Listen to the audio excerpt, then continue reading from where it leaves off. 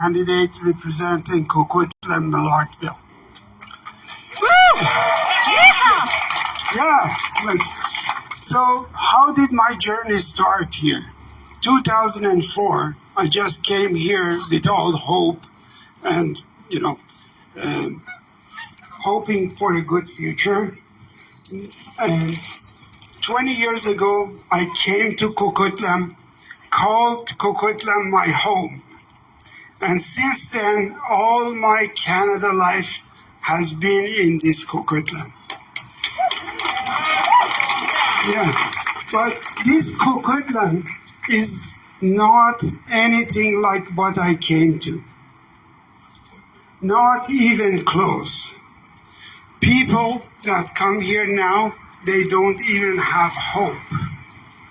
Forget about thinking of, affording, making a family and all those, they don't. And how my journey started with politics. I was an I say I was, and then I corrected. I'm still an electronic engineer. And how I came here, I came as a skilled worker. All my credentials were approved when I was coming, before I come, so I could come as a skilled worker. When I came here, it didn't work, so it doesn't count.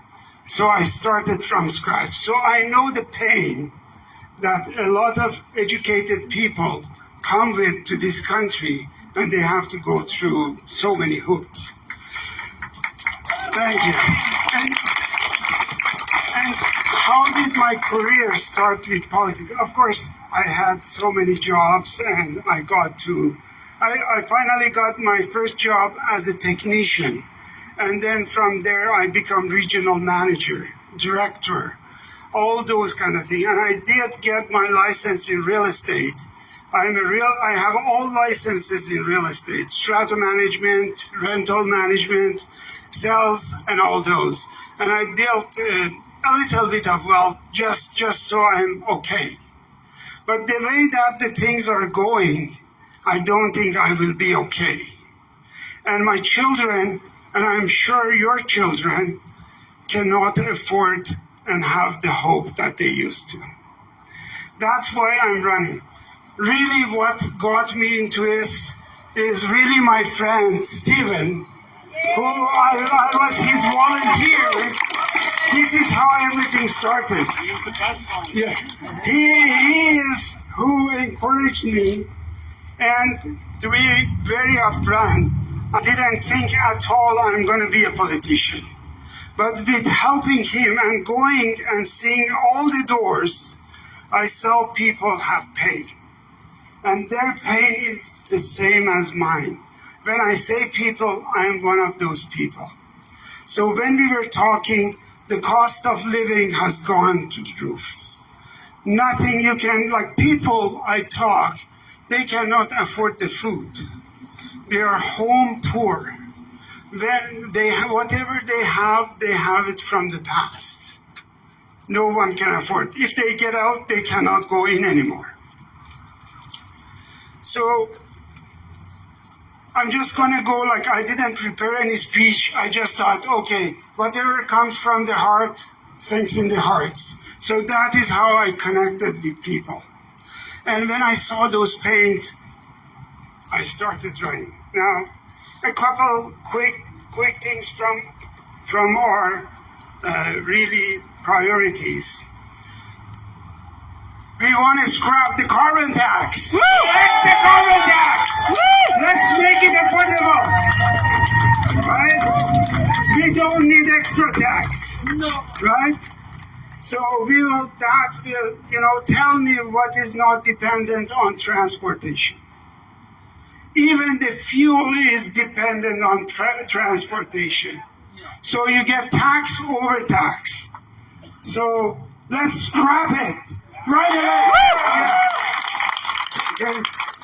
The second priority, our healthcare is broken. Yes. Yeah? Yes. Anyone who agrees, just raise the hand. There we go. So there are multiple things, of course, we want to bring. Like my wife is a healthcare worker. So she's daily going to community, trying to help people. But the system is broken, and they don't allow people like her do the help that they need to do. Lots of bureaucracy, lots of red tapes. And now we are using, we have decriminalization, right? So they allowed even people to go and do the drugs and all those in where we need to have people and take care of them. So we want to criminalize it. We don't want this, and all that is causing is bringing us the crime. Who feels like the crime has risen? It has risen all over. I don't know, you guys have been to Gordon Avenue? Yes. Yeah. Right? We didn't have a Gordon Avenue. We didn't have Tent City. Right? So those are the things that we are going to buy. And one other thing, and the most important, is we have a lot of waste in our tax systems. So we want to get rid of that. Okay? So I'm just going to say, let's go blue. Let's have this wave going. Let's have all our friends, and let's do it together. We need your help to be able to do it. Okay? Blue, go! Go, blue, go! Go, blue, go! Go, blue, go! Go, blue! Let's go blue. And John is here, or? Okay. So, without further ado, I would like to introduce you to our next Premier of BC, John Rustad.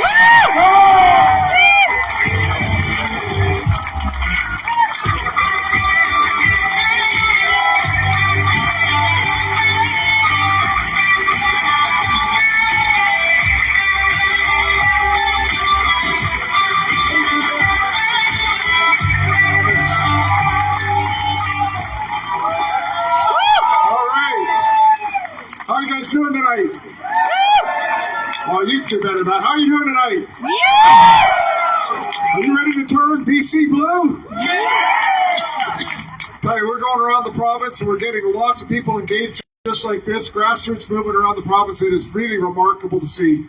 And, you know, the energy is really something. And I got to tell you just a quick little story here before we get into things. I was over having breakfast, or having actually lunch in Vancouver, at a little pub, and there's two guys there that came in and they said they had been lining up at 8 o'clock in the morning on the first day of advanced polling to go out and vote for us. And they just could not wait to be able to cast their vote.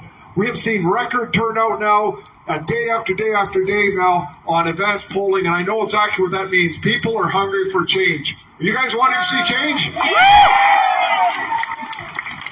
That's what we're going to be able to deliver for British Columbia. And it is, you know, you look at what David Eby's doing and the damage it's doing. I mean, can anybody say that anything is better after 7 years? Nothing. I mean, nothing. Absolutely nothing. And we've got people dying on our streets from crime, from drugs. Our healthcare system is collapsing.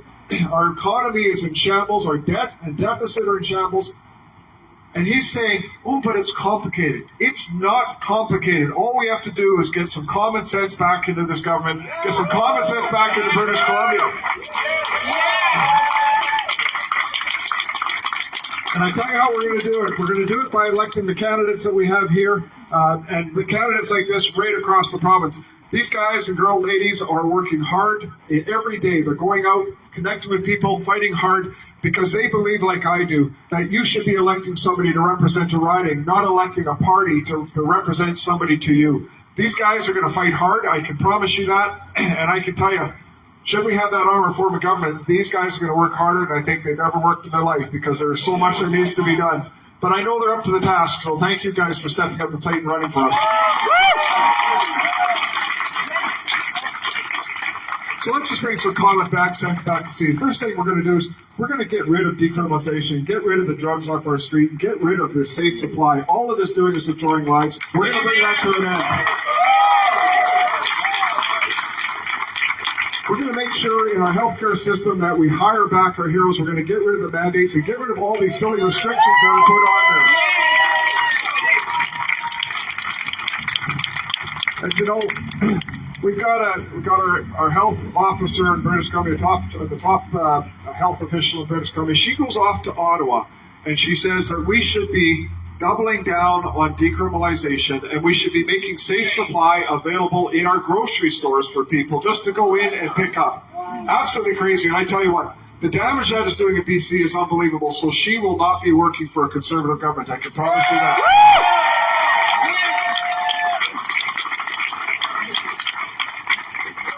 She's a pusher. That we do everything we can to make sure that people can afford to live in this province. And so that's why we're going to scrap the carbon tax. That'll put $1,200 into the pocket of the average family in British Columbia as soon as they drop a federal writ, so we can get rid of this thing and put that money back into people's pockets in British Columbia. We got to make sure that there's a federal rate that's dropped first, because if we don't, they might implement their tax. And I can tell you, getting rid of a federal tax is a lot harder than it is getting rid of a provincial tax. So we got to make sure we do this right so that they can't come in and mess things up here for British Columbia. On top of that, with affordability, and my staff wanted to call it this, we're going to implement what's called the Rustad rebate, which is up to $3,000 a month for your rent or your mortgage or your strata fees that you're going to be able to apply for a tax credit. That'll be equivalent to about $1,800 a year for people in British Columbia in terms of savings. So between the two, that is close to $3,000. That is the largest tax relief that households will have seen in BC's history.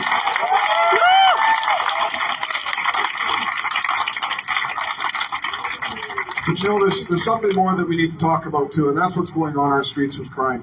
I hear it from businesses and from community people. People don't feel safe walking downtown anymore. Businesses are struggling with product walking out the door. Even people like Save On Foods is having to hire 345 security guards around the province because they need to protect their staff. And this is just wrong. So we need to bring an end to this cycling of crime that's just going on in our streets. Police are telling me that 20% of the people committing crimes are doing 80% of the crimes.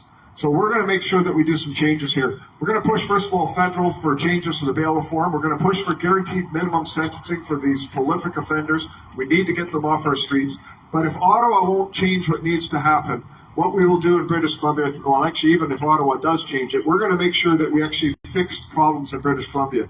We're going to hire more judges, we're going to hire more sheriffs, and we're going to put a court system in place for these prolific offenders so that we can get them into the courts within a week or two. Enough of this 18 months wait. Get these people off our streets. And when it comes to things like serious crimes in British Columbia, these prolific offenders that have multiple charges, that have committed serious crimes, often with weapons, these people need to be taken off our streets. And I tell you, there was a story, and I've told this many times, but a story with the Dunn family in Surrey. And there was a prolific offender with weapons charges, well known to the police. And this individual's let back out and killed their daughter. And I tell you, no parent should ever have to bury their child. So these people need to be taken off our streets. So what we will do is if the justice system cannot deal with these people, then we'll deal with it under the Mental Health Act. If somebody's at risk of harming themselves or others, they can be held and treated and not released until they're no longer a risk to society. And I can tell you something. We will likely get a Section 7 charter challenge that says that we're taking away their rights. But I look at it this way. What about the rights of the average everyday citizen in this province that's just trying to go to work, that's just trying to live their life?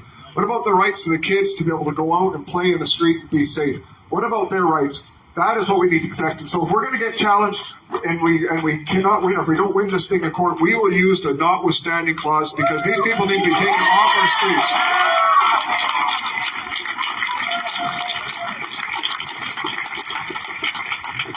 I want to talk for just a minute about addictions, because we've seen so much with drugs and what's going on in our streets, and so many people have lost their lives to an overdose. There's a monument up in Campbell River that has one small blue flag planted in the ground for every boy and man who's lost their life. 12,000 flags in BC. And more are being added every month. And this is just unacceptable. Last year there was just over 5,700 people that died from an overdose in Canada. And close to 2,500 of those were in British Columbia. Close to half of the people in the country. Clearly what we're doing is absolutely wrong. So we're going to build out significant recovery, everything from short-term recovery, doctor-prescribed treatment, to longer-term recovery.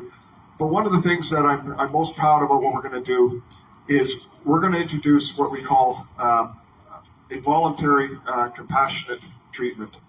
What I mean by that is if you have an 11-year-old daughter who is addicted, any parent would want to do everything they can to try to make sure that child gets clean and gets an opportunity to build a future. In British Columbia today, if that child does not want to go into treatment, as a parent, you have no options.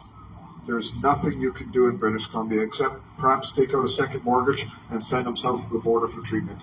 And I think that's wrong. I think British Columbia needs to have the ability for parents to be able to do everything they can for their children right here in British Columbia. And so we had a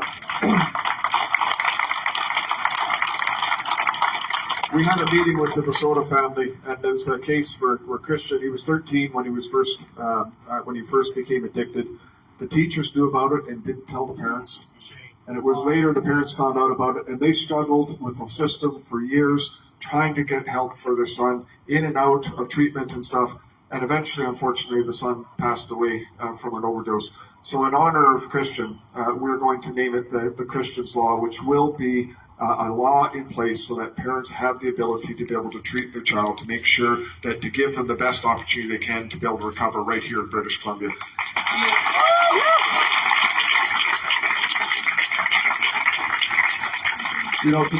Today we announced something else as well. I love seeing the geese because, believe me, when I'm at home, I often have geese in my front yard, especially during the summer and the spring, and I love seeing them fly south. But I always look at it though, and I think about all those geese flying south. They're heading south of the border. Just like 1/3 of British Columbians under David Eby, they want to leave this province, and that is just wrong. We got to change that, ladies and gentlemen. In any case, just today, I was on a food bank, a community kitchen that is being run in Surrey. And the community kitchen has lost its funding, and by December 12th, it's going to have to close down. And it serves about 200 meals a day to people who are desperately needed. And I just look at it and I think this is something that government should have the compassion to be able to help for these people that are in need. And so we're going to make sure that we have ongoing funding, annual funding that goes in place to be able to support food banks and kitchens in British Columbia. The need is unbelievable. We have seen a 57% increase in food banks under David Eby and what has happened in British Columbia. Like I say, the worst part is we've also seen a 30% reduction in donations because people are struggling just to put food on their own table. So government needs to step up to the plate in this. There's so much that we need to do for our economy and everything else, but in the short term, we have to make sure we look after people. So that's an announcement we made today that we're going to commit to make sure that we have money on an annual basis to be able to support our food banks and community kitchens for people in British Columbia.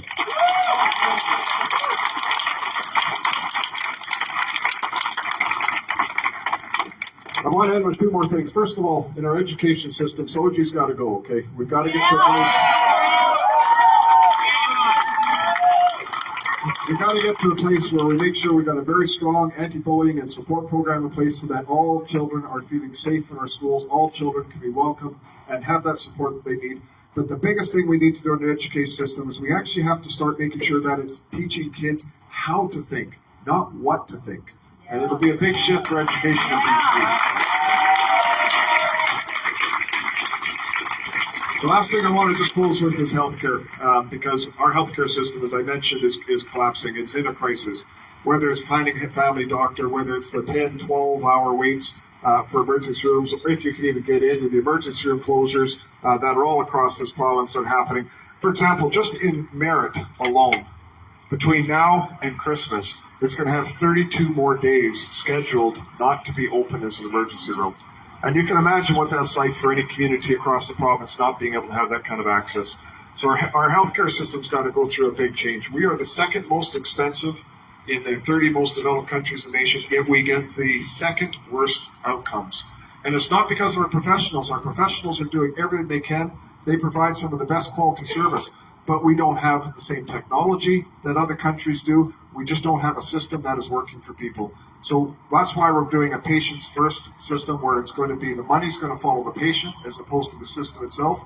And it's going to be universal health care, so that everybody has access to it, just like it is today, government paid, but it'll be delivered by both government and non-government agencies. And by doing that,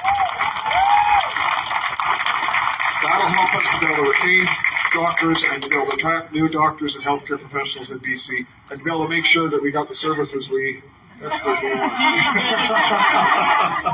Another flight coming in, and I just want to say, that shift, I think, is a very important component we need in BC. But there's something locally I think we need too. And that is the hospital here has been fighting for an MRI for years. The government has refused to fund it. We will fund an MRI for the community right here in the hospital.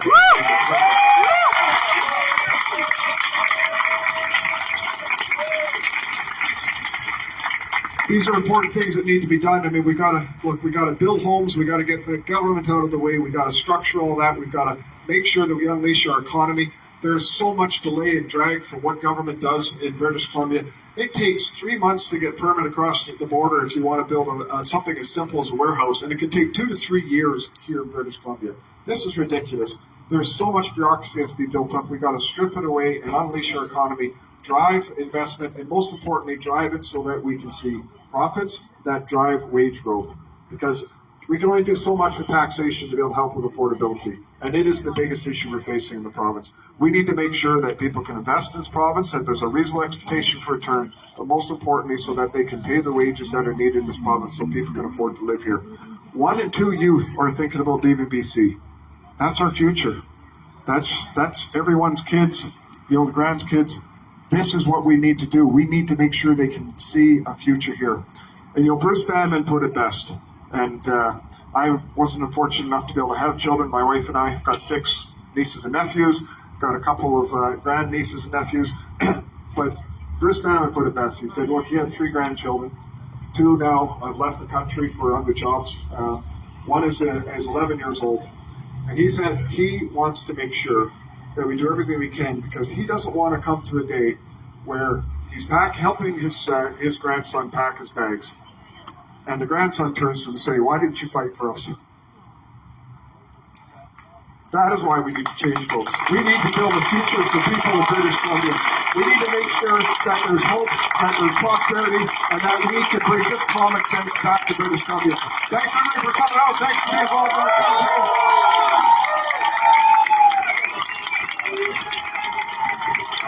All right, let's give it up for the future Premier of British Columbia.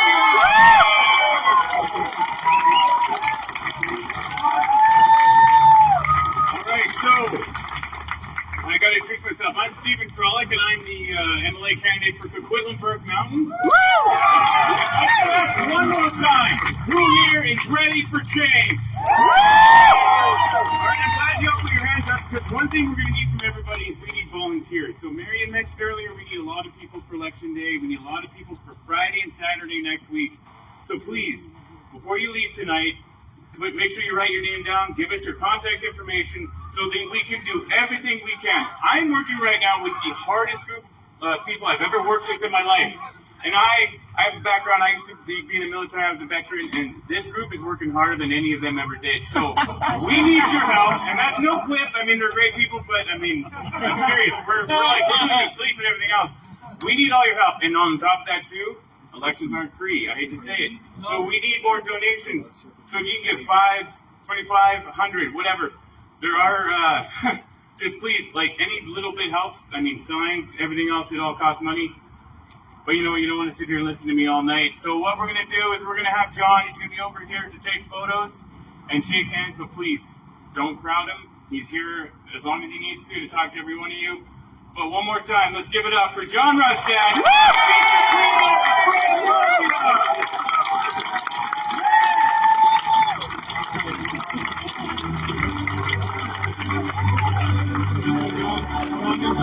Come on.